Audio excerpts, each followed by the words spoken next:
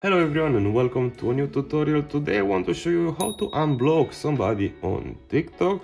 To do that you will have to reach the block list on your profile, but first we'll have to block a profile. Let's head inside this one. His name is Sky Show, whatever. Let's close this. Oh no, that was the net. So let's try to block this one, fit moms or whatever.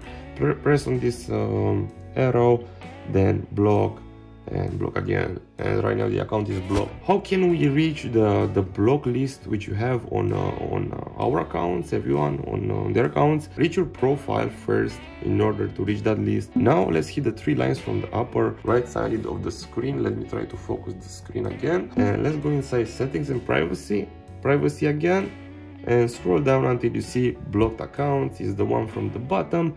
Press on it, and I don't know if you can see that, but this is the account that I just blocked earlier, Fit Moms. And let's press on the unblock button, and in this way we unblock this account, this specific account. So this is how to unblock somebody on TikTok. I really hope this tutorial helps you out, and please have a wonderful day.